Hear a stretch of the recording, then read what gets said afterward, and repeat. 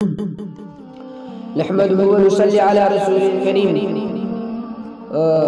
آج میں آپ حضرات کے سامنے مسلمانوں کی ذمہ داری یاد دلاتا ہوں۔ آخر میں اپنے مسلمان دوستوں اور بھائیوں سے کہوں گا کہ ان کی اس موقع پر دوہری ذمہ داری ہے۔ ایک تو یہ کہ ان کا مذہبی صحیفہ قرآن اور ان کے پیغمبر کی تعلیم ان کو نہ صرف اس عام بگاڑ، اس پھیلی ہوئی آگ اور دولت کی پرستش کی، اس بہتے ہوئے گندے پانی سے بچنے کی تلقین کرتی ہے، بلکہ ان پر اس کو روکنے اور اس سے لوگوں کو بچانے کی ذمہ داری بھی عائد کرتی ہے۔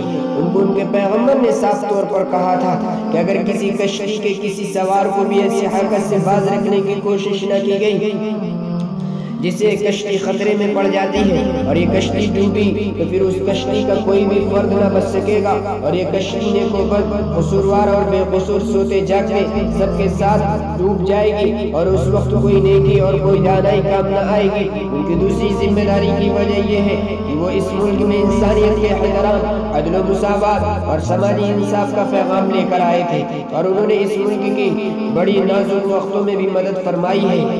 یہ پیغام ان کے مذہبی تعلیمات میں اب بھی پورے طور پر محفوظ ہے۔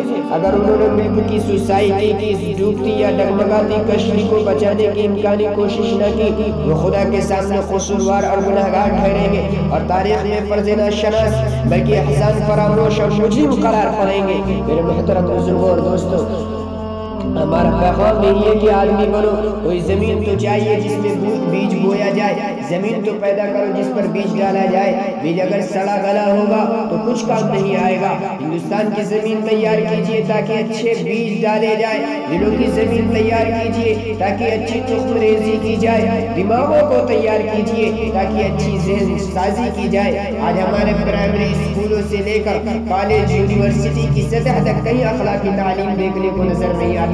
آدمی بنانے کی کوشش کیجئے، لوگ جانور بننا چاہتے ہیں، انسانیت سے اکتا گئے ہیں، آدمیت سے بیزار ہو چکے ہیں، پھر وحشت و بربریت کے دور غاروں کی زندگی کی طرف لوٹنا چاہتے ہیں۔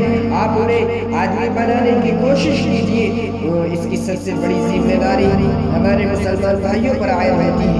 بڑی ذمہ داری اس لیے کہتا ہوں کہ یہ بڑا دعویٰ رکھتے ہیں، یہ دعویٰ بیجا بھی نہیں ہے، اس لیے کہ یہ اسی لیے پیدا کیے گئے ہیں۔ ان کی زندگی کا مشن ہی یہی ہے۔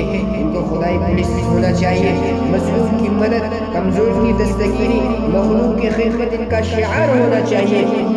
مسلمانوں پر خاص طور سے یہ ذمہ داری عائد ہوتی ہے کہ وہ انصاف اور احسان کی قدر کرے۔ یہاں ایسا ماحول بنے جس میں ہر شخص کو پوری آزادی حاصل ہو اور اس کا حق ملے، اس کی صلاحیت کے مطابق وہ جہاں تک ترقی کرنا چاہے ترقی کر سکے۔ سارے ہندوستان میں اس کی کوشش کرنی چاہیے۔ جانوروں کی طرح بے حس زندگی میں بھی کوئی مزہ ہے؟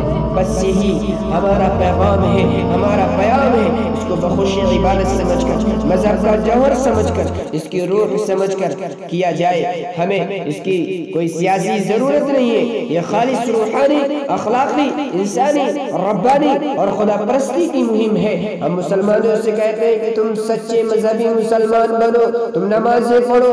ہم نے جو کچھ کہا یہ ہمیں نمازوں نے سکھایا ہے، قرآن نے بتلایا ہے۔ ہم آپ سے بھی کہتے ہیں قرآن مجید کا بغور مطالعہ کرو، نماز جاندار بناؤ، آپس میں محبت و اتحاد پیدا کرو۔ اس کے ساتھ ساتھ انصاف اور احسان سب کے ساتھ عام ہو۔ ایک شریف شہری، ایک خادم خلق کی حیثیت سے تمہیں دنیا میں رہنا اور نفع پہنچانا چاہیے۔ تمہارا فیض عام ہو، تم جس جگہ رہو وہاں رحمت کے فرشتے سمجھے جاؤ۔ اس جگہ کو چھوڑ کر جانا چاہو تو لوگ تمہیں جانے نہ دیں۔ بس یہی میرا پیغام ہے جو میں نے آپ حضرات کے سامنے پیش کیا۔